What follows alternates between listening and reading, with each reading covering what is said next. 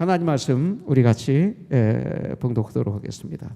오늘 말씀은 시편 141편 1절부터 10절입니다. 우리 같이 한 목소리로 봉독하겠습니다. 여호와여, 내가 주를 불러싸우니 속히 내게 오시옵소서. 내가 주께 부르짖을 때에 내 음성에 귀를 기울이소서. 나의 기도가 주의 앞에 분향함과 같이 되며 나의 손드는 것이 저녁 제사같이 되게 하소서. 여호와여, 내 입에 파수꾼을 세우시고 내 입술의 문을 지키소서. 내 마음이 악한 일에 기울어 죄악을 행하는 자들과 함께 악을 행하지 말게 하시며 그들의 진수성찬을 먹지 말게 하소서. 의인이 나를 칠지라도 은혜로 여기며 책망할지라도 머리에 기름같이 여겨서 내 머리가 이를 거절하지 아니할지라. 그들의 재난 중에도 내가 항상 기도하리로다. 그들의 재판관들이 바위 곁에 내려 던졌도다. 내 말이 달무로 무리가 들으리로다. 사람이 밭가라 흙을 부스러짐같이 우리의 해골이 수올 입구에 흩어졌도다. 주 여호와여, 내 눈이 주께 향하며 내가 주께 피하오노니 내 영혼을 빈곤한 대로 버려두지 마옵소서. 나를 지키사 그들이 나를 잡으려고 놓은 올무와 악을 행하는 자들의 함정에서 벗어나게 하옵소서. 악인은 자기 그물에 걸리게 하시고 나만은 온전히 면하게 하소서. 아멘.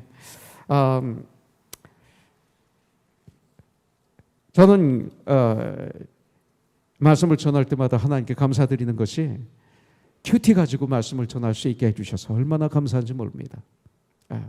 샌안토니오 텍사스에서 목회할 때부터 지금까지 큐티로 제가 성장하고 큐티 말씀으로 우리 가정이 이렇게 성장할 수 있었고 큐티 말씀으로 우리 코너슨 교회가 여기까지 오게 해주신 거에 대해서 얼마나 감사한지 모르겠어요. 이번에 이 코로나 바이러스로 말미암아 많은 교회들이 지금 아픔을 겪고 있어요. 예배를 못 드리고 있는 교회들이 LA도 아주 많습니다. 아직 아마 제가 알기로는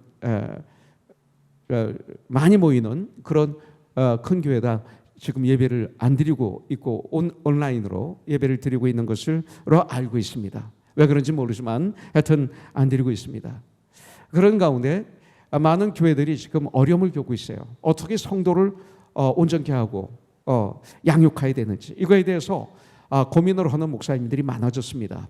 그런 가운데 많은 목사님들이 깨닫게 된 것이 데일리 브레드, 그러니까 먼저 내가 날마다 하나님의 양식을 먹는 하나님 말씀 앞에 내가 무릎을 꿇고 주님으로부터 인도하심을 받는 이 삶, 이게 큐티거든요.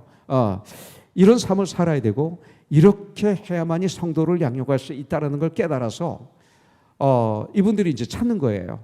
그러면 큐티 말씀으로 사역하고 말씀을 전하고 이런 교회가 어디 있는가 찾는데 많은 분들이 코너슨 교회를 추천을 하셨어요. 저를 추천하고 그래서 한국에서 또 유럽에서 또 미국에서 저에게 이메일이 또 전화가 오는 분들이 꽤 많이 있어요. 어떻게 이 재난 이런 어려운 환경에서 어떻게 교회를 든든히 세워가야 되는가, 또 어떻게 내가 살 수 있는가. 그래서 제가 지금 기도하면서 그들과 같이 동역하는 이런 일을 감당하려고 합니다.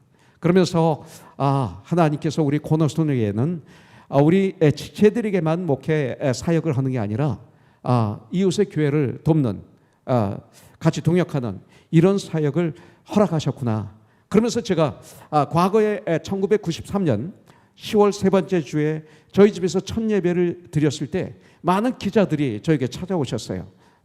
크리스천 신문의 기자도 많이 계셨지만 한국일보, 중앙일보 또 이런 또 한국에서도 이렇게 처음에 그래서 인터뷰를 할 때 왜 이 교회를 세운 이유가 뭡니까? 그리고 이 교회의 비전은 뭡니까? 할 때 저도 모르게 이렇게 얘기했어요.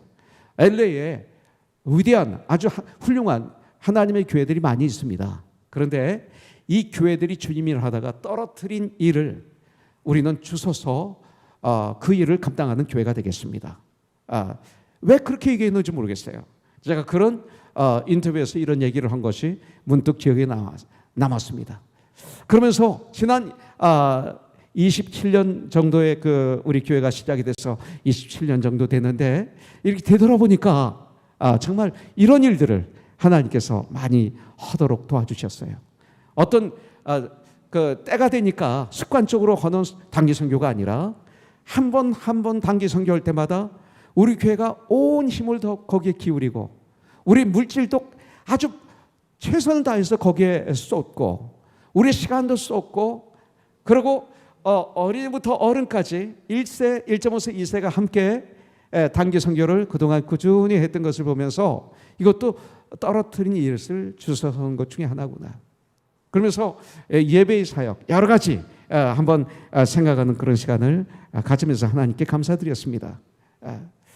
그러면서 어떻게 이렇게 큐티 말씀이 이 시대에 우리에게 딱 맞을까? 선교 갔을 땐 그때 맞게끔 하시고 또 우리 교회에 어떤 VBS를 한다든지 이런 일을 할 땐 거기에 맞게끔 하나님 말씀을 주시고 아니 우리가 성경 구절을 고른 것도 아닌데 도라노 서원에 그 생명의 삶을 담당한 목사님이 이것을 하신 것인데 어떻게 우리 교회에 이렇게 딱 맞을까 하는 이런 감사가 차고 넘쳤습니다. 어제는 그러면서 저는 141편 1절부터 10절의 말씀을 가지고 지금은 기도할 때입니다라는 말씀으로 저는 말씀을 받았고 그 말씀을 여러분들에게 이 시간 전하려고 합니다. 기도는 능력이죠. 기도는 승리입니다. 기도는 응답입니다. 이렇게 성경은 우리에게 가르쳐주고 있습니다. 그런데 이 기도는 무엇입니까? 사실은 기도는 하나님과 나누는 사랑입니다. 하나님과 나누는 사랑. 사랑하는 사람과 대화하죠. 그때 너무나 행복하죠. 그렇습니다. 기도는 하나님과의 사랑 나눔입니다. 그리고 하나님과의 대화죠. 그리고 기도를 또 호흡이라고도 그럽니다. 호흡이다. 그리고 기도는 하나님과의 아름다운 교제다. 이렇게 말하고 있죠. 특별히 기도를 호흡이라고 말하고 있어요. 그래서 기도는 너무나 중요한 것입니다. 왜 호흡이라고 할까요? 기도는 호흡처럼 꼭 필요하다 이거예요. 그런데 이 기도가 쉽지 않습니다. 사도행전 11장 24절 하나님께서 우리에게 지혜를 주셔서 11시 24분에 5분 동안 기도하는 것 쉽죠? 그런데 잘 안 되잖아요. 많은 분들이 이 기도를 못하는 걸 발견했습니다. 5분 하는 것인데 그리고 11시 24분은 시간적으로도 그렇게 바쁘지 않은 시간이에요. 밥 먹기 전이기 때문에 5분 기도할 수 있고 11시 10분, 12시 10분에 기도하라고 그랬다면 힘들지 않을까요? 그죠? 밥 먹다가 놓고 기도해야 되잖아요. 이상하게 우리 박편철 조사님 여기 없는데 일부 예배 드리고 지금 다른 데서 있는 것 같은데 참 재미있는 것은 우리 박편철 조사님은 저에게 전화 오는데 꼭 밥 먹을 때 전화가 와요. 밥 먹을 때. 그래서 며칠 전 전화 안 받았어요. 그냥 나도 밥 먹고 내가 전화할게. 어떤 분은 꼭 밥 먹을 때 전화 온 분이 있고 어떤 분은 아주 내가 아무 일 없을 때 또 전화가 꼭 그럴 때 오는 분도 있습니다. 그래요. 그래도 전화 오니까 반갑죠. 11시 24분은 아무 문제가 없는 그런 시간을 하나님이 허락해 주셨어요. 여러분들 잊어버려서 못했으면 바빠서 못했으면 그 다음에 5분 기도하시면 됩니다. 습관 가지세요. 얼마나 큰 축복이 되는지 몰라요. 오래만 하지 마시고 여러분들 천국 가는 그날까지 이것이 여러분들이 습관화되어서 정말 엄청난 축복을 누리는 우리가 되기를 주님의 이름으로 축복합니다. 그런데 호흡은 너무 쉽습니다. 호흡이 어렵다고 하는 분은 없죠. 아무 부담이 없습니다. 만약에 우리가 호흡하기가 힘들다, 호흡하는데 문제가 생겼다, 그렇다면 여러분들 몸에 문제가 생긴 것입니다. 육체에 어떤 문제가 생긴 것이죠. 우리는 호흡을 해야만이 살 수 있습니다. 호흡을 하지 않으면 죽습니다. 마찬가지로 기도 없이는 하나님의 사람들은 살아갈 수가 없습니다. 기도가 잘 안 된다는 말은 뭐예요? 내가 영적으로 문제가 있다 이 소리입니다. 여러분들 내 아내와 대화가 잘 안 된다. 왜 그래요? 문제가 있어서 그런 거예요. 그래서 벽이 생긴 거예요. 정말 내가 사랑하면 대화가 막 차고 넘치죠. 우리 마이클 형제 두 분 대화하는 거 보면 얼마나 귀엽다는 말은 이상한데 너무 귀여워요. 우리 자매님이 얼마나 애교를 남편한테 많이 부리는지 모릅니다. 그죠? 그러면 뭐 남편들은 마이클 형제는 그냥 헤헤헤 이렇게 되는 거죠. 너무 좋은 거죠. 왜 그래요? 문제가 없어서 그래요. 두 분 사이에. 문제가 있으면 그 순간부터 대화가 끊어집니다. 대화를 해도 대화에 문제가 있는 거죠. 기도가 잘 안 된다는 것은 여러분들 영적으로 문제가 있다는 것을 우리에게 알려주는 것입니다. 진단해 주는 것이죠. 또 여러분들 누구하고 교제하느냐에 따라서 내가 달라지는 거 아시죠? 여러분들 사기꾼하고 교제하면 나도 모르게 영향받습니다. 마약 중독자하고 교제하면 그들을 사역하는 것과 교제는 좀 다릅니다. 내가 문제가 일어날 수가 있습니다. 여러분들 누구하고 교제하는가에 의해서 내 인격이 형성이 되고 그리고 나의 삶이 어저스트 됩니다. 교제는 중요합니다. 기도는 하나님과의 교제입니다. 그 하나님과 진실로 대화하면 하나님과 진실로 교제하면 내 인생이 달라집니다. 언어도 달라집니다. 생각도 달라집니다. 삶이 달라집니다. 그래서 우리 예수님은 이것을 알려주시기 위해서 무시로 기도하셨어요. 쉬지 않고 기도하셨어요. 하나님 아버지와 하나님 아들과 아주 깊은 대화하는 삶을 이 땅에 계실 때 사셨습니다. 기도는 예수님의 삶이었습니다. 왜 그래요? 우리에게 가르쳐 주시기 위해서 그런 거예요. 이렇게 기도하면 넌 승리할 수 있다 이거예요. 그래서 그렇게 기도하시고 주님은 나를 따르라 그러신 거예요. 너 이렇게 살라 그러면 너는 승리할 수 있다 이거죠. 그래서 누가복음 6장 12절부터 16절에 보면 주님이 산에 가셔서 밤새도록 기도하십니다. 그리고 내려오셔서 뭐 하십니까? 12명의 제자를 임명하십니다. 그 얘기는 뭐예요? 하나님이신 예수님이 12명의 제자 그냥 임명하시면 됩니다. 그런데 밤새도록 기도하시고 임명하신 것은 너에게 아주 중요한 일이 있을 때 이렇게 기도하고 그 중요한 문제를 네가 하면 승리할 수 있어 이거예요. 네가 어떤 중요한 결정을 내릴 때 이렇게 너 기도하고 결정을 내리면 너는 승리할 수 있어. 이것을 우리에게 가르쳐 주는 것이죠. 마가복음 1장 35절에 보면 주님이 새벽 5일여 미명에 한적한 곳에 가셔서 기도하시고 그리고 전도를 사역하셨어요. 그냥 하셔도 되는데 왜 그래요? 해가 뜨기 전에 가장 캄캄할 때 주님은 한적한 곳에 가셔서 기도하시고 전도의 사역을 감당하신 거예요. 우리에게 가르쳐 주시는 거죠. 이렇게 기도하고 사역하면 하나님이 역사하시는 거죠. 이번에 왜 어린아이들이 예수를 영접해요? 우리 전도사님들이 우리 교회가 여러분들이 뜨겁게 기도했기 때문에 하나님은 그렇게 역사하신 거라고 난 분명히 믿습니다. 마태복음 26장에 보면 예수님이 마지막 구원을 완성하시기 전에 겟세마네 동산에 올라가셔서 땀이 피가 되도록 간절히 기도하셨어요.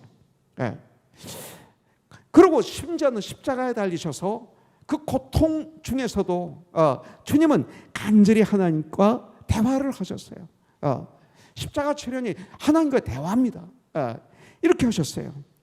주님은 정말 항상 기도하시고 쉬지 않고 기도하시고 아버지 하나님과 끊임없이 대화를 호흡처럼 하시면서 이 땅에서 사역을 완성하셨습니다. 그렇기 때문에 기도는 축복입니다. 기도는 행복한 것입니다. 기도는 능력입니다. 기도는 응답입니다. 여러분들 또 기도란 무엇일까요?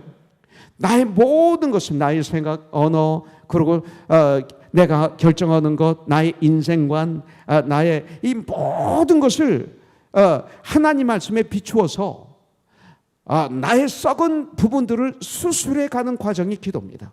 그리고 나의 삶 속에서 나의 인격 속에서 나의 언어 속에서 삐뚤어진 나의 모든 것들을 바로 잡아서 점점 주님을 닮아가는 행복한 과정의 삶이 바로 기도라고 할 수가 있습니다.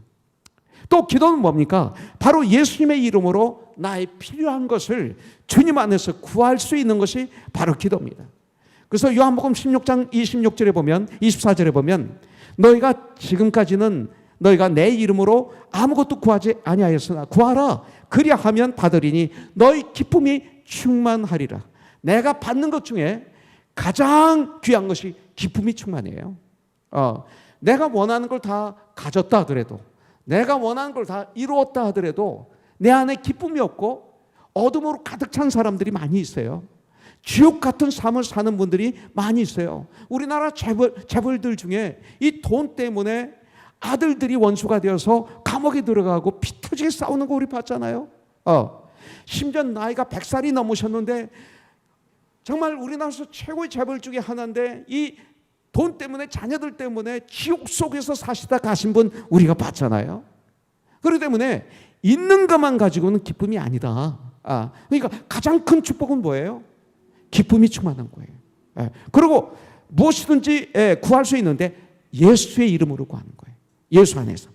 그래서 빌보서 4장 6절부터 7절에 보면 아무것도 염려하지 말고 오직 모든 일에 기도와 간구로 너희 구할 것을 감사함으로 하나님께 아리라. 7절. 그리하면 모든 지각에 뛰어나신 하나님의 평강이 그리스도 예수 안에서 너희 마음과 너희 생각을 지켜주시리라. 이렇게 말씀하고 있어요.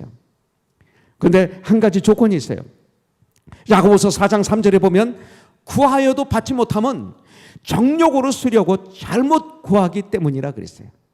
욕심으로 구하는 건 안 주신다고 그랬어요. 정욕으로 쓰려고 하는 건 안 주신다고 성경은 말하고 있어요. 그렇기 때문에 우리는 세 가지 기도의 요소를 알고 마음껏 활용하셔야 돼요. 첫째는 구하라 그랬어요. ask. 여러분들이 필요할 때 하나님께 ask 하세요. 구하세요. 근데 구할 때 조건이 있어요. 믿음으로 구해야 돼요. believe. 믿음으로 구해야 돼요. 그리고 그렇게 믿음으로 구하고 난 다음에 주장하세요. 이 주장하세요. 클레임하세요. 클레임하세요. 그래야만이 역사가 일어나는 거예요. 여러분들 다윗도 보세요. 바로 똑같이 이렇게 했어요. 클레임해야 돼요. 구하고 난 다음에 하나님으로부터 받을 것을 믿으면서 한 게 뭐예요? 하나님의 말씀을 가지고 막 클레임합니다. 이렇게 말씀하셨잖아요. 약속하셨잖아요. 아브라함도 역시 마찬가지입니다. 그러면 기도의 응답이 세 가지가 있죠. Yes, no, wait 이렇게 있어요. 그 즉시 하나님께서 기도를 응답하실 때가 있어요. 어떤 거는 잠시 기다려. 나중에 할게.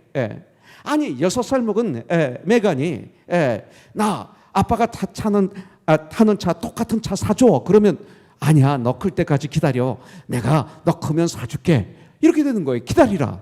그런데 메간이 있다가 아빠 저 뉴스에서 막 탱크가 가는 걸 보는 거예요. 그러더니 아빠 저 탱크 나 하나 사줘. 그러면 너 안 돼. 이것이 있는 거예요. 이 세 가지 다 응답입니다.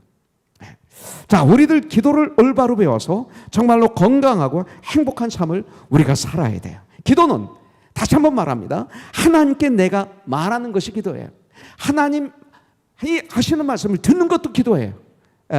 여러분들 듣는다는 건 뭐예요? 하나님 말씀을 듣는다는 거예요. 이것을 호흡이라고 그러죠.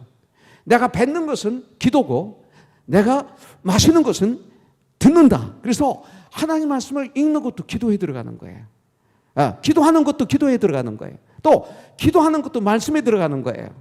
또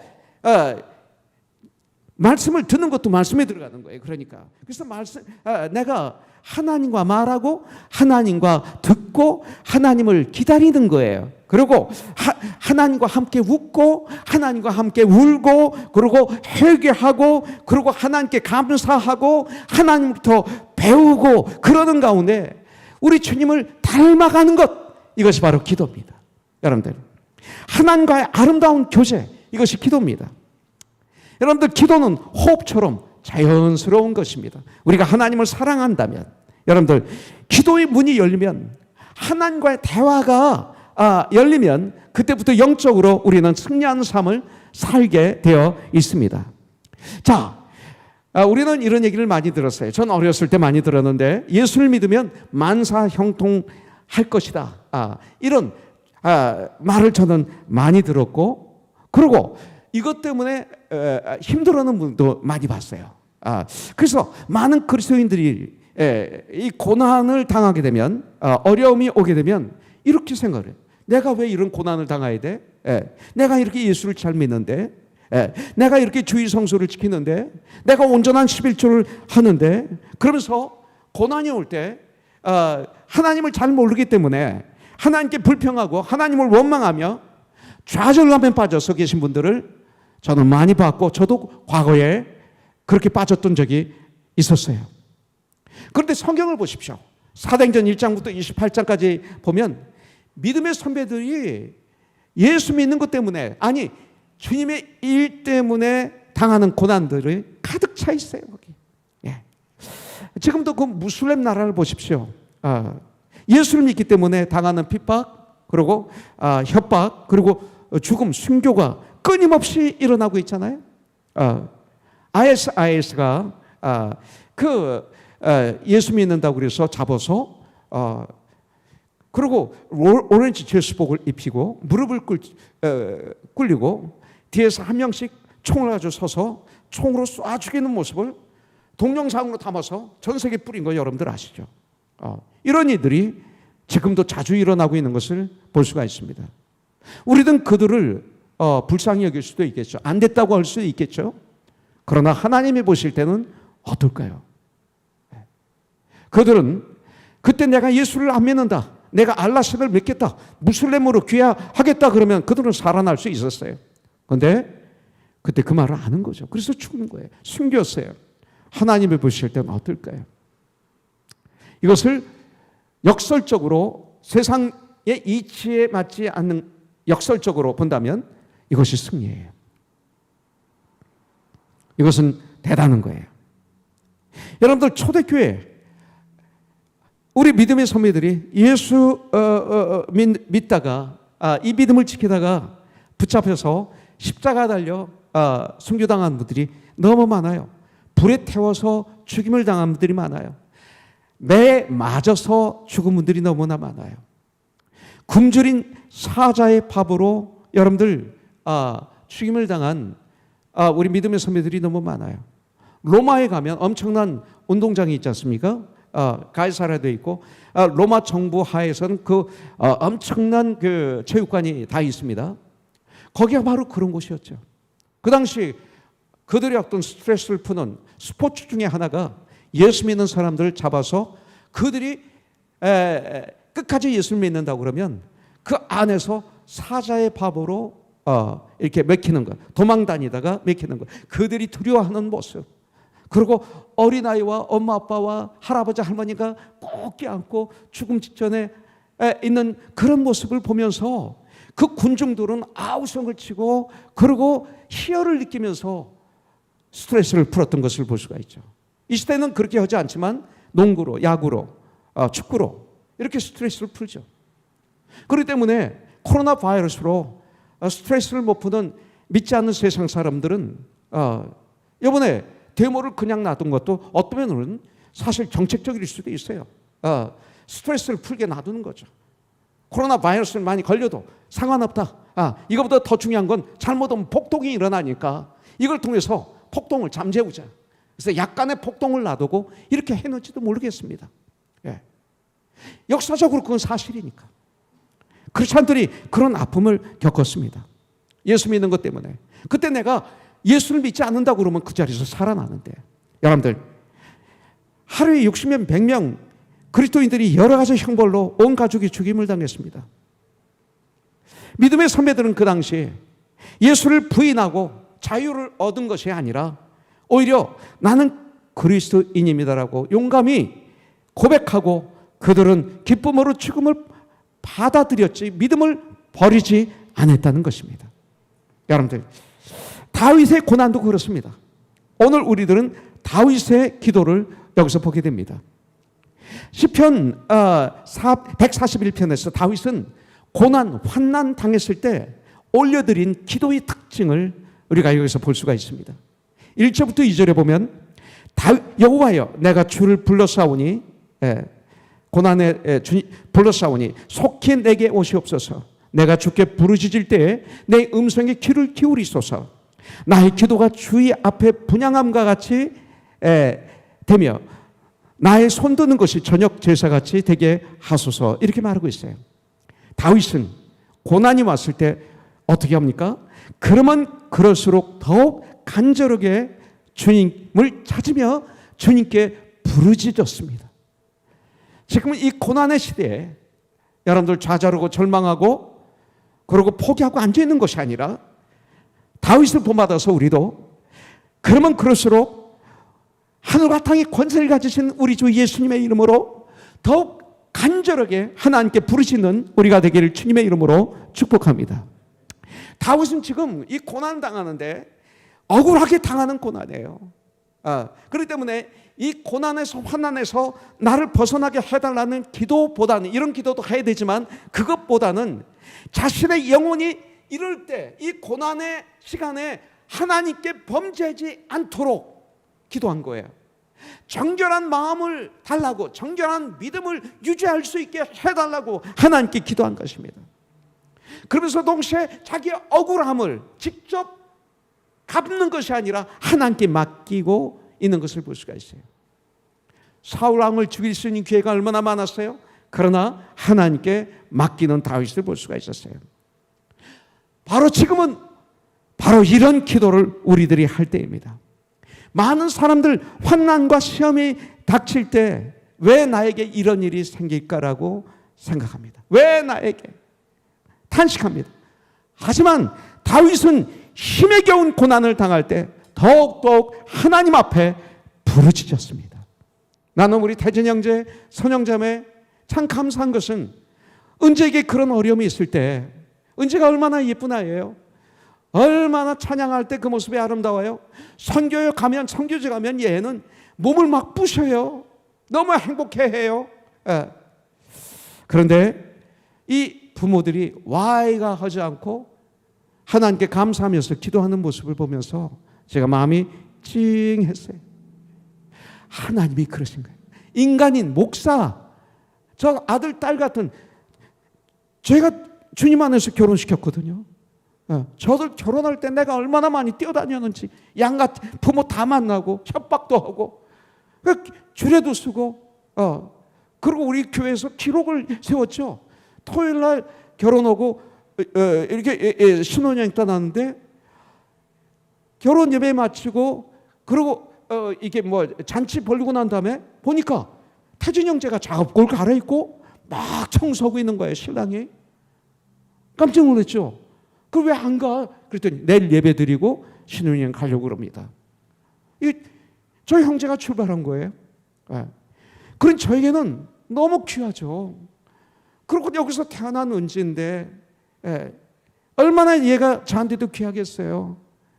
근데 둘이 하나님을 원망하면 마음이 아팠을 텐데 감사하며 하나님 앞에 감사하면서 눈물 흘리면서 내가 가면 감사하면서 하나님께 부르짖을 때 제 말이 마음이 뭉클한데 하나님이 이런 마음이시구나.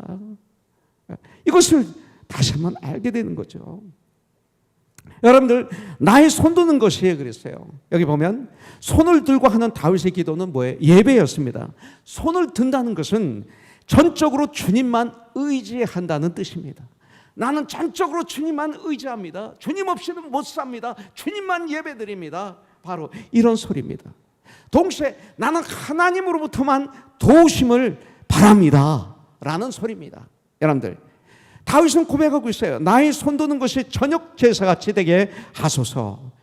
다윗은 하나님을 향해 손을 펴되 간절히 사모하는 마음으로 지금 하고 있는 것을 볼 수가 있어요. 여러분들 그리고 주님의 뜻을 깨달아 살아가게 해달라는 간절한 표현이 바로 손을 드는 거예요. 우리가 이렇게 한번 기도해야 됩니다. 분명히 이렇게 기도하면 하나님의 구원하심과 그리고 하나님의 위로하심이 하나님의 시간에 아주 알맞는 시간에 분명히 나에게 임하실 줄 믿습니다. 시편 50편 15절에 보면 환난 날에 나를 부르라 내가 너를 건지리니 내가 나를 영화롭게 하리로다 알려주고 계세요. 환난 날에 주님을 부르십시오. 로마서 12장 12절에 보면 소망 중에 즐거워하며 환난 중에 참으며 인내하며 기도에 항상 힘쓰라. 환난이 왔습니까? 인내해 참으세요. 그러면서 하나님께 기도로 힘쓰세요. 성경이 우리에게 가르쳐 주는 거예요. 저는 이 찬양을 너무 좋아해요. 내 모든 시험 무거운 짐을 주 예수 앞에 아뢰면 근심에 쌓인 날 돌아보사 내 근심 모두 맡으시네. 무거운 짐을 나 홀로 지고 견디다 못해 쓰러질 때 불쌍히 여겨 구원해 주리 은혜의 주님 오직 예수. 이 찬양을 너무 좋아해. 우리들 힘들면 힘들수록 좌절 절망 절대 하면 안 됩니다. 더욱 하나님께 부르짖으며 하나님께 가까이 가는 저와 여러분들이 되기를 주님의 이름으로 축복합니다. 그리고 나를 향하신 주님의 뜻을 인도하심을 나는 믿습니다. 이렇게 고백해야 돼요. 믿어야 돼요. 그리고 생활을 통해서 증명하면서 한 발 한 발 주님께 나가는 거예요. 여러분들은 다윗은 마음이 힘들 때 입술로 범죄한 것이 아니라 더욱 주님을 묵상했어요. 그래서 시편 143편 5절에 보니까 내가 옛날 그때마다 힘들 때마다 내가 옛날을 기억하고 그랬어요. 주의 모든 행하신 것을 읊조리며 주의 손이 행하는 일을 생각하고 그랬어요. 기억하고 읊조리며 생각했다고 말하고 있어요. 환난이 임했을 때, 고난이 임했을 때 그 안에 들어가서 좌절하고 절망하고 낙담하고 자살하는 것이 아니라 나의 하나님께서 행하신 과거의 나에게 베풀어 주신 그 일들을 깊이 묵상했다 이거예요. 다윗은 과거 하나님께서 행하셨던 일들을 생각합니다. 노예 생활했을 때 조상들이 애굽에서 이걸 생각합니다. 그리고 그 애굽에서 해방시켜 주신 그 일, 가나안 땅까지 가는 과정 속에서 이 광야에서 만나를 내려주시고 메추라기를 내려주시고 그리고 바위를 터뜨려서 명령하시어 정말 생수가 펑펑펑 나오게 하셔서 그 물을 마시게 하신 일들, 그리고 그 거칠은 광야를 거쳐서 가나안 땅에 들어가게 하신 일들, 이런 일들을 기억하는 거예요 그때. 그리고 자신에게 복을 내리시고 영원히 함께 하시겠다고 하신 이 약속을, 그리고 지금까지 함께 하신 하나님의 은혜와 능력을 생각하는 거예요. 네. 우리들 주님께서 나에게 행하신 그 크신 사랑을 기억하고 우리는 읊조려야 돼요. 중얼중얼 해야 돼요. 이것을 해야 돼요. 전 나이가 먹어서 그런지 자꾸 지난 과거를 되돌아보게 돼요. 그리고 후회했던 일들이 많이 떠올라요. 어떤 날은 잠을 못 자고 밤새 꼬박 세울 때가 있어요. 내가 왜 그랬지? 내가 왜 그랬지? 하면서 너무 힘들어요. 잠이 안 오는 거예요. 그래서 밤새도록 하나님 앞에 기도를 할 수밖에 없도록 만드는 경우가 있어요. 그러면서 하나님이 그런 죄까지도 다 용서해 주시고 말살시키시고 새롭게 해주시고 나를 이렇게 인도하시고 보호하시고 사용하신 그 순간순간들이 막 떠오르는데요. 그 감옥에서 있었던 인생의 가장 밑바닥에 떨어지고 인생이 가장 캄캄할 때 만났던 그 주님, 그러면서 내 안에 그냥 그 절망과 좌절과 아마 그 앵거가 변해서 감사와 기쁨으로 바뀌었던 그 시간을 생각하면서 웃게 되고, 4년 동안 아무것도 못하면서 정말 풍성하게 제가 돈을 썼던 제가 정부의 그 지시로 너희는 활동 못한다 해가지고 4년 동안 돈이 없어가지고 쩔쩔맸던 그 시간, 나는 누구에게 꿔달라는 말을 잘 못해요. 좀 빌려달라 그러면 주는데, 내 주위에 부자들이 많았는데, 그랬던 저의 모습. 그러면서 연단이 돼가지고 사람이 돼갔던 나의 모습. 지저스 크라이스트 슈퍼스타에서 예수 역을 249회를 하면서 그 누렸던 엄청난 은혜와 축복, 하나하나 신학교 생활, 그리고 샌안토니오스 국군장병 선교했던 그 아름다운 그 시간들, 제 아내를 만나고 두 아들을 낳고 이런 모든 과정을 되돌아보면서 정말 하나님께 감사를 하면서 이게 중얼중얼 할 수밖에 없었어요. 우리가 마음 상했을 때 어떻게 해야 돼요? 여행도 갈 수 있어요. 그럼 조금 풀어져요. 그러나 완전히 안 풀어져요. 드라마를 좀 볼 수 있어요. 좋은 드라마. 그럼 좀 회복되는 것 같지만, 그렇지만 이 고난이 없어지지 않아요. 이 외로움, 고독이, 이 힘듦이 없어지지 않아요. 그래요. 또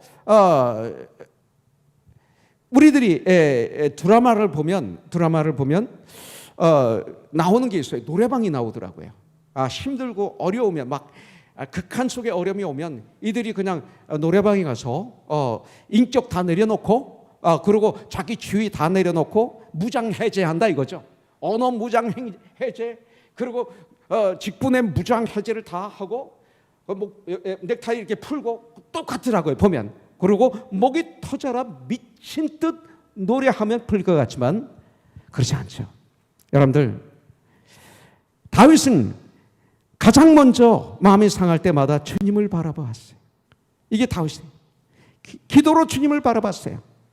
사람들은 마음이 상하면 분별력을 잃어버려요. 마음이 상하면 오는 게 그 다음에 분별력을 잃어버리게 돼요. 그렇게 되면 좌충우돌하게 돼요. 막 이쪽 저쪽 막 그냥 충돌하게 되는 거예요. 이게 이런 삶을 사는 것을 전 너무나 많이 봤어요. 저와 여러분들이 오늘 말씀을 통해서 배워야 될 것은 이런 상황이 왔을 때 침묵하자 이거예요. 침묵. 성경에서 하나님이 찾는 심령은 상한 마음이라고 그랬어요. 상한 마음. 이게 무슨 말입니까? 마음이 상했다는 것은 뭐냐면 내가 상처받았다 이 소리입니다. 마음에 상처가 있고 영적으로 상한 사람이다 이거예요. 여러분들, 육적으로 건강한 사람은 병이 없는 사람입니다. 병이 없는 사람이에요. 그러나 영적으로 건강한 사람은 누굽니까? 내가 죄인이라고 아는 사람. 나는 죄인이야. 이걸 아는 사람이 건강한 사람이에요. 여러분들, 항상 자신이 난 부족해. 난 내가 부족하다고 생각하는 사람. 이게 건강한 사람이에요. 왜냐? 여러분들, 성경은 말합니다. 의인은 없나니 한 명도 없다고 그랬어요. 우린 다 죄인입니다. 하나님이 없으면 난 아무것도 못하는 사람이에요. 실수투성이에요. 나중에 주 안에 그하고 뒤돌아보니까. 여러분들, 그래서 주님을 의지하는 사람이 영적으로 건강한 사람이에요. 매 순간 주님을 의지하는 사람. 바리새인들은 뭐라고 말합니까? 난 믿음이 좋다고 그럽니다. 그들은 난 영적으로 흠이 없다라고 외칩니다. 그래서 그들이 외치는 건 난 깨끗해, 나는 의인이야, 난 건강해, 난 하나님의 택한 백성이야. 너희들은 너무 더러워, 너희들은 불결해. 이게 바리새인들의 특징입니다.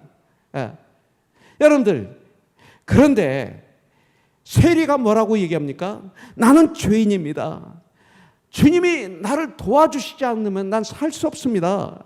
주님 없이는 살 수 없습니다. 이렇게 고백함으로 말미암아 세리는 은혜를 받고 죄에서 죄를 해결하고 죽음을 해결하고 의인이라 칭함을 받은 거예요.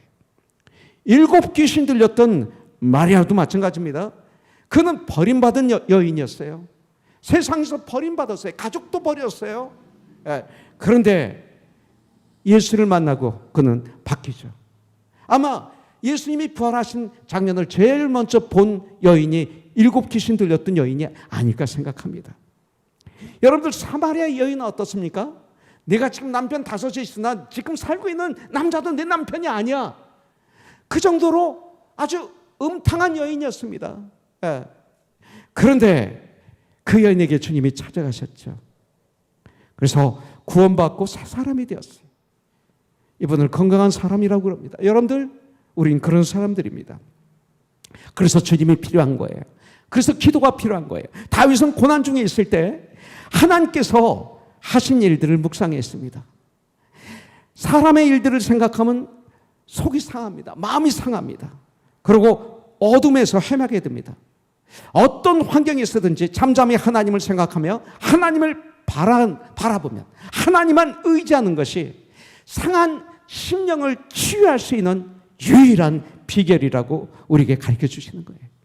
그래서 시편 62편 5절에 보면 나의 영혼아, 이건 뭐예요? 시편 기자가 자기에게 얘기하는 거예요. 내 영혼아 잠잠히 하나님만 바라라. 무릇 나의 소망이 그로부터 나오는도다. 이렇게 말하고 있어요. 자, 두 번째, 고난이 오고 힘들 때 조심해야 될 게 있어요. 저와 여러분들이 3절부터 4절에 보면 여호와여 내 입에 파수꾼을 세우시고 내 입술의 문을 지키소서. 내 마음이 악한 일에 기울어 죄악을 행하는 자들과 함께 악을 행하지 말게 하시며 그들의 진수성찬을 먹지 말게 하소서. 여기 세 가지가 나와요. 자, 고난이 오고 힘들 때 조심해야 될 것 세 가지. 두 번째 얘기하고 있어요. 자, 이 시편 141편은 고난 가운데 사는 다윗의 기도입니다. 다윗은 억울한 고난을 당하고 있지만 자신은 그들의 악한 일에 휘말리지 않기를 기도하고 있는 것을 볼 수가 있어요. 그러기 위해서 우리가 해야 될 첫 번째는 뭐냐면 말을 조심해야 돼요. 말을. 3절에 보니까 여호와여 내 입에 파수꾼을 세우시고 그리고 내 입술의 문을 지키소서 그랬어요. 말을 조심해야 돼. 입술로 말로 범죄하지 않기를 기도해야 돼. 우리가 고난 당할 때 실수하는 게 뭐예요? 불평합니다. 원망합니다. 저주하고 악담하기가 아주 쉽습니다. 그때 그리스도인들은 입술로 범죄하지 않게 위해서 다윗처럼 이렇게 기도해야 됩니다. 내 입술에 파수꾼을 세워주시옵소서. 불평, 원망, 저주와 비난이란 범죄로부터 나를 지켜야 됩니다. 불평은 여러분들, 원망은 여러분들, 저주는, 비난은 성경에서 무서운 죄라고 말하고 있습니다. 여기서 나를 지킬 수 있도록 기도해야 돼요. 잠언서 13장 3절에 보면 입을 지키는 자는 자기 생명을 보존하나 입술을 크게 벌리는 자에게는 멸망이 오느니라고 성경은 말하고 있어요. 우리가 정말 분노했을 때, 정말로 화가 났을 때, 억울할 때 여러분들 정말로 가장 조심해야 될 게 뭐냐면 입술의 말이에요. 입술의 말. 상대방을 비방하고 그리고 공격하고 변명하고 책임을 전가하는 것이 저와 여러분들의 속성입니다. 저도 이거 많이 해봤어요. 과거에. 하고 난 다음에 얼마나 후회하고 얼마나 힘들었는지 몰라요. 이거 안 됩니다. 하나님을 향해 원망하거나 불평하는 엄청난 죄를 우리가 질 수 있는데 이건 안 되는 일이에요. 여러분들 고난의 축복을 저주로 바꾸는 엄청난 실패를 우리는 하면 안 됩니다. 그래서 마태복음 12장 36절에 보면 내가 너에게 이르노니 사람이 무슨 무익한 말을 하든지 심판날에 이에 대하여 심문을 받으리니 성경이 이렇게 말하고 있어요. 에베소서 4장 29절은 제가 아주 주위에서 묵상하는 말씀 중에 하나예요. 자주 이 말씀을 제가 묵상해요. 왜냐하면 저는 이렇게 연약한 사람이기 때문에, 목사이기 때문에, 더 조심해야 되기 때문에. 여기에 이런 말이 있어요. 무릇 더러운 말은 너희 입 밖에도 내지 말고 오직 덕을 세우는데 소용되는 대로 선한 말을 하여 듣는 자들에게 은혜를 끼치게 하라. 이 말씀이에요. 지금 여러분들 미국이나 한국이나 이 지도자들의 말실수로 국민들이 얼마나 아파하는지 모릅니다. 아니, 다른 교회 목사를 떠나서 과거에 제가 목사로서 제가 이 언어의 실수로 성도를 아프게 했던 적이 많이 있었습니다. 그러나 너무나 고통스러워서 통해자복하고 회개하며 지옥 속에서 고통스러워했던 저의 모습을 기억합니다. 이번에도 여러분들 조지 플로이드 사건에도 우리 한번 분별해야 될 필요가 있어요. 지금은 시간이 좀 지나서 조금 안정이 됐죠. 예. 이 사건을 통해서 우리는 해야 될 일이 있어요. 고인을 애도해야 됩니다. 그리고 그 유가족을 위해서 기도해야 되겠죠. 격려해 줘야 되겠죠. 그리고 잘못된 경찰을 바로잡아야 될 이럴 필요가 있습니다. 그런데 가만히 보면 이게 아니었어요. MBC TV라든지 CBS TV라든지 ABC TV라든지 CNN이라든지 이렇게 뉴스를 보면 그때마다 저를 흥분시켜요. 막 같은 장면을 계속 보이고 때리고 있는 장면을 계속 하루에 정말 100번 이상을 보여주더라고요. 이거 보이니까 이게 흥분되는 거예요. 저렇게 청소년들은 저거 보면 때려 부셔도 되는구나라고 믿게 되는 거예요. 눈에 본 대로. 이런 걸 보여주면서 흥분하는 거예요. 흥분시키는 거예요. 충동을 시키는 거예요. 반복적으로 보여줌으로 분별력을 흐리게 만들고 흥분을 시키는 거예요. 그래서 수많은 사람들이 뛰어나와서 마스크도 하지 않은 채로 허브하면서 행진하면서, 그 다음에 아멜렉 같은 사람들은 뒤에서 폭력으로 그냥 때려부시고 때리고 불놓고 훔쳐가고 별짓을 다 하는 거예요. 여러분들, 이거예요 바로. 그래서 코로나로 힘든 이 시기에 지금 국민들만 더 힘들게 한 거죠. 정치가들이나 정부 지도자들은 이 기회에 자신들이 원하는 방향으로 끌고 가기 위해서 그때 국민을 이용하는 거죠. 가만히 보면 사실 그렇지 않았어요? 정말 국민을 위해서, 정말 국민을 위해서 희생하면서 이것을 인도한 이런 모습은 제가 볼 수가 없었어요. 이용하는 거죠. 그때마다 그냥 나와서 그냥 상대방을 서로도 비방하면서 말 자기 편을 만들려고 하는 그 지도자들의 모습, 이걸 보게 됩니다. 마치 아담과 이브의 모습을 우리가 보는 것 같아요. 정치가나 방송이나 심지어 어떤 때 목사, 교회들도 마찬가지예요. 창세기 2장 16절부터 17절에 보면 여호와 하나님이 그 사람에게 명하여 이르시되 동산 각종 나무의 열매는 내가 임의로 먹되, 잘 들으세요, 선악을 알게 하는 나무의 열매는 먹지 말라. 내가 먹는 날에 정령 죽으리라. 이렇게 말씀하셨어요. 근데 3장 1절부터 5절에 보니까 뱀이 여자에게 물어 이르되 하나님이 참으로 너에게 동산 모든 나무의 열매를 먹지 말라 하시더냐. 2절, 여자가 뱀에게 말하되 동산 나무의 열매를 우리가 먹을 수 있으나 동산 중앙에 있는 나무의 열매는 하나님의 말씀에 너희는 먹지도 말고 거기다 뭘 붙여요? 만지지도 말라를 싹 집어넣어요. 만지지도 말라. 그 다음에 반드시 죽으리라, 이 말을 살짝 바꿔요. 너희가 죽을까 하노라. 한 단어를 바꾸니까, 한 마디를 바꾸니까 완전히 달라지는 거예요. 이 시대에 여기에 우리가 속아 넘어갈 수가 있어요. 내가 먹는 날에는 반드시 죽으리라 하셨는데 이분은 너희는 먹지도 말고 만지지도 말라, 너희가 죽을까 하노라. 강조를 어디다 둬요? 만지지 말라 해둬요. 죽는 거에 놓는 거 아니에요. 살짝 단어를 바꾸면 이렇게 되는 것입니다.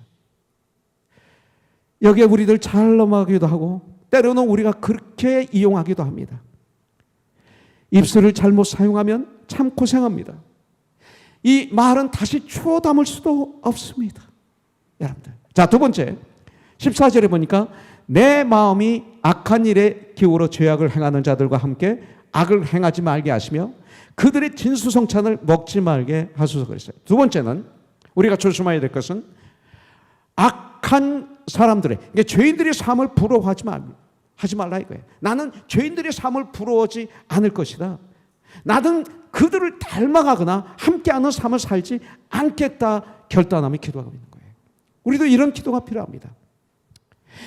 단지 입술의 죄뿐만 아니라 자신의 마음이 악한 일에 점령당하지 않도록, 그래서 죄악을 행하는 자들과 함께하여 악을 행하지 않게 해달라고 기도하고 있습니다. 그 악인들이 속여서 빼앗은 물질, 그래서 부자가 된 것, 정말 권력으로 강탈해서 모은 재물로 진수성찬을 차려놓고 먹는, 그걸 부러워하지 말라. 그렇게 해서 잘 사는 그런 자가 되려고 하지도 말라. 땀을 흘려서 열심히 노력해서 건강하게 모은 물질 얼마나 보람 있어요. 근데 이런 거 부러워하지 말라. 또 그렇게 되려고도 하지 말라. 그래서 이 말을 신약에서는 믿는 자들과 멍에를 같이 하라. 믿지 않는 자와는 멍에를 같이 매지 말라. 이 소리가 바로 이거죠. 다윗의 이런 기도는 나의 힘으로는 절대로 죄를 이길 수 없음을 인정하고 전적으로 하나님의 도우심을 구하는 겸손한 기도입니다. 그래서 데살로니가서 5장에서 쉬지 말고 기도하라고 성경은 말하고 있는 거예요.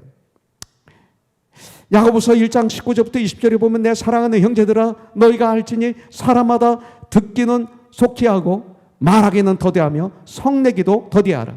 사람이 성내는 것이 하나님의 의를 이루지 못함이라 그랬어요. 자, 세 번째 조심할 것 8절부터 10절에 보면 주 여호와여, 내 눈이 주께 향하여 내가 주께 피하오느니 내 영혼을 빈궁하는 대로 버려두지 마옵소서.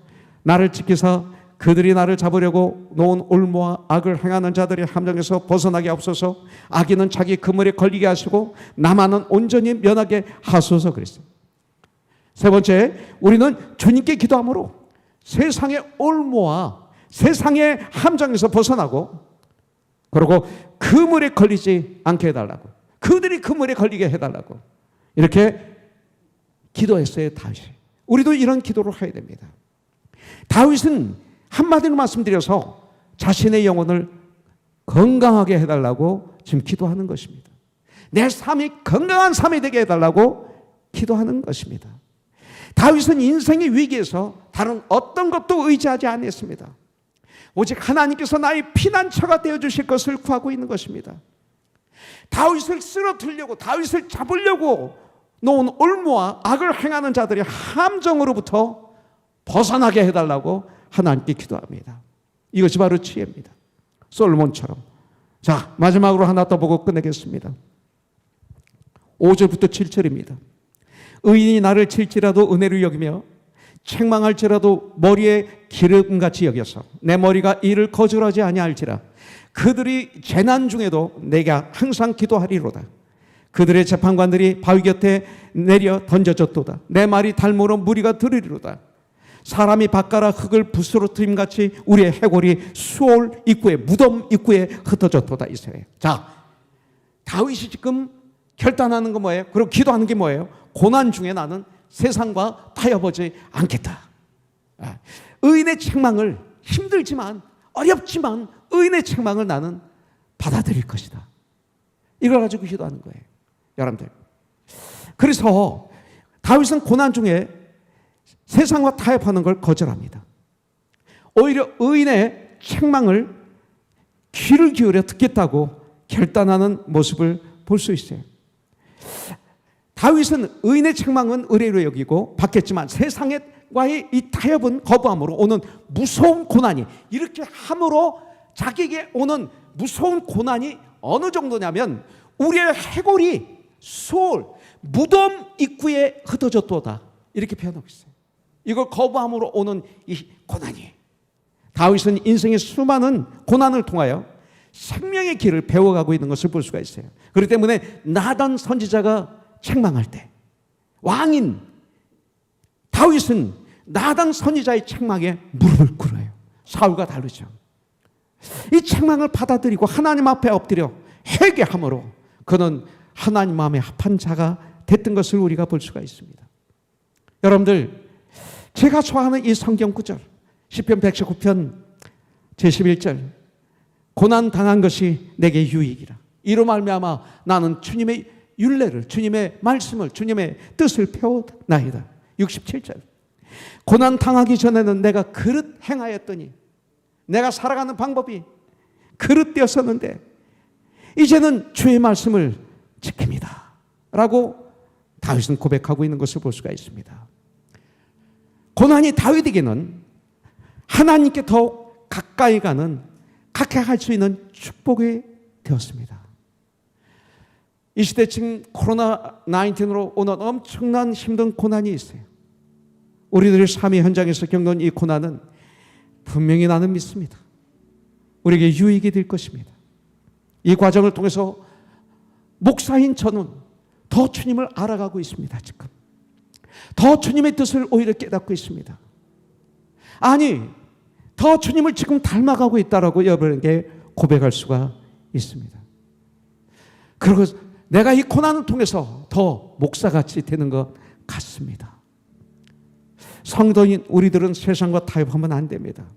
왜냐하면 우리는 세상의 빛이기 때문에, 우리는 세상의 소금이기 때문에 그렇습니다. 나를 위해서 저 죄악된 세상에서 저들이 거기서 걸어나와 빛 대신 주님 앞에 돌아와야 됩니다. 세상에서의 잠시의 평안을 바라고 타협을 한다면 결국 영원한 후회를 남기게 될 것입니다. 성경은 마귀를 대적하라 하셨지 마귀와 타협하라 하시지 않으셨습니다. 여러분들 힘들지만 우리는 주님을 의지하며 우리를 온전케 하시는 우리 주님을, 그 구원을, 십자가를 바라보면서 한 발 한 발 함께 천국을 향해서 걸어가야 됩니다. 다윗은 비록 자기 힘으로는 이길 수 없었어요. 그래서 기도하는 거예요. 그래서 주님을 의지한 거예요. 그래서 그는 승리한 거예요. 이 어려운 시기, 지금이 바로 기도할 때입니다. 주저앉지 마십시오. 후회하지 마십시오. 포기하지 마십시오. 지금이 바로 기도할 때입니다. 네. 야고보서 5장 13절에 보면 너희 중에 고난 당하는 자가 있느냐? 그는 기도할 것이요. 즐거워하는 자가 있느냐? 그는 찬송할지니라. 성경은 말씀하고 있어요. 지금이 바로 기도할 때입니다. 그래서 다윗처럼 승리하는 저와 여러분들이 되기를 주님의 이름으로 축복합니다. 내 모든 시험, 무거운 짐을 주 예수 앞에 아뢰이면 근심에 쌓인 날 돌아보사 내 근심 모두 맡으시네. 무거운 짐을 나 홀로 지고 견디다 못해 쓰러질 때 불쌍히 여겨 구원해 주리. 은혜의 주님 오직 예수. 무거운 짐을 나 홀로 지고 견디다 못해 쓰러질 때 불쌍히 여겨 구원해 주리. 은혜의 주. 함께 올려주시고 무거운 짐을 나 홀로 지고 견디다 못해 쓰러질 때 불쌍히 여겨 구원해 주리. 은혜의 주님. 한 번 더 하죠. 무거운 짐을 나 홀로 지고 견디다 못해 쓰러질 때 불쌍히 여겨 구원해 주리. 은혜의 주님 오직 예수. 하나님 아버지, 이 한 주 동안 이 말씀을 붙잡고 뜨겁게 주님 앞에 그러면 그럴수록 부르짖음으로, 아뢰므로, 찾음으로, 기도함으로 주님의 도우심을 받아서 빛과 소금의 직분을 감당하겠습니다. 승리하겠습니다. 주님의 이름으로 승리하겠습니다. 도와주시옵소서. 온전한 11조를, 감사의 헌물을, 성교의 헌물을, 구제의 헌물을 주님 앞에 올려드립니다. 너무나 힘든 시기지만 바로 이때가 이 물질을 통해서 주님께 내 마음을 올려드리는 참 예배를 드리기를 원합니다. 이 물질을 통해서 하나님의 교회가 이 마지막 때 주님의 일을 감당하며 이 어려운 시기에도 건강하게 세워져서 주님의 일을 잘 감당할 수 있도록 도와주시옵소서. 이제는 우리 주 예수 그리스도의 무한하신 은혜와 하나님 아버지의 극진하신 사랑과 성령님의 감동, 감화, 역사하심이 이렇게 신령과 진정으로 예배를 드리고 세상에 나가는 하나님의 자녀들 위해 이 한 주간도 항상 함께하여 주셨기를 예수님의 이름으로 축복하며 기도드립니다. 아멘. 살아계신 주 나의 참된 소망 걱정 근심 전혀 없네 오 나의 주님 날 용서하사 영원한 생명길로 인도하셨네 Because He lives I can face tomorrow Because He lives all fear is gone Because I know He holds the future and life is worth the living just because He lives. 할렐루야. 하나님께 감사의 박수 한번 올려드리겠습니다. 여러분들 사랑합니다. 승리하십시오.